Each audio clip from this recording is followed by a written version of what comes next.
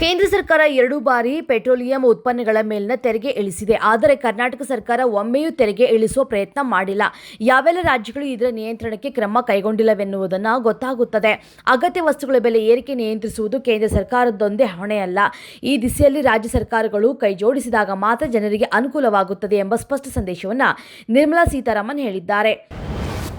ಆರ್ಥಿಕ ನಷ್ಟದ ನಡುವೆ ಬಿಎಂಟಿಸಿಯು ಬಸ್ಗಳ ಮೇಲೆ ಜಾಹೀರಾತು ಅಳವಡಿಸುವುದಕ್ಕೆ ಮುಂದಾಗಿದೆ.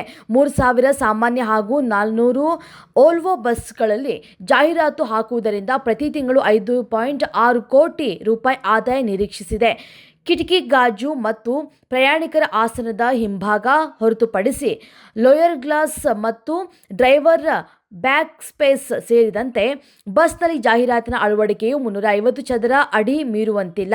ಬಿಎಂಟಿಸಿ ಲೋಗೋ, ವಾಹನ ನೋಂದಣಿ ಸಂಖ್ಯೆ, ಡಿಪೋ ವಿವರ ಪ್ರದರ್ಶನಕ್ಕೆ ಅಡ್ಡಿಯಾಗದಂತೆ ಜಾಹೀರಾತು ಪ್ರದರ್ಶನಕ್ಕೆ ಅವಕಾಶ ಎನ್ನಲಾಗಿದೆ.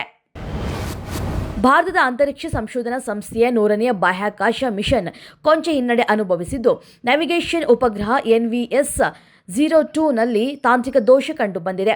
ಉಪಗ್ರಹವು ತನ್ನ ನಿಗದಿತ ರಾಷ್ಟ್ರೀಯ ಕಕ್ಷೆಯನ್ನು ಸೇರುವಲ್ಲಿ ವಿಫಲವಾಗಿದ್ದು, ಇಸ್ರೋ ಈ ತಾಂತ್ರಿಕ ಸಮಸ್ಯೆಯನ್ನು ಪರಿಹರಿಸುವುದಕ್ಕೆ ಪರ್ಯಾಯ ಮಾರ್ಗಗಳನ್ನು ಹುಡುಕುತ್ತಿದೆ. ಬಾಹ್ಯಾಕಾಶ ತಜ್ಞರ ಪ್ರಕಾರ ಅಂಡಾಕಾರದ ಕಕ್ಷೆಯಲ್ಲಿ ಉಪಗ್ರಹವು ತನ್ನ ನಿಗದಿತ ಕಾರ್ಯಗಳನ್ನು ನಿರ್ವಹಿಸುವುದಕ್ಕೆ ಸಾಧ್ಯವಾಗುವುದಿಲ್ಲ ಎನ್ನಲಾಗಿದೆ.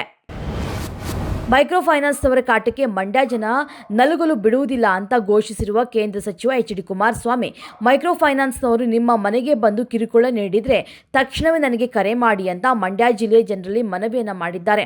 ನನಗೆ ನಿಮ್ಮ ಜೀವ ಬಹಳ ಮುಖ್ಯ, ಯಾವುದೇ ಕಾರಣಕ್ಕೂ ಜೀವ ಕಳೆದುಕೊಳ್ಳುವ ಬಗ್ಗೆ ಯೋಚನೆ ಮಾಡಬೇಡಿ ಅಂತ ಕೇಂದ್ರ ಸಚಿವರು ಜನರಲ್ಲಿ ಮನವಿಯನ್ನು ಮಾಡಿಕೊಂಡಿದ್ದಾರೆ.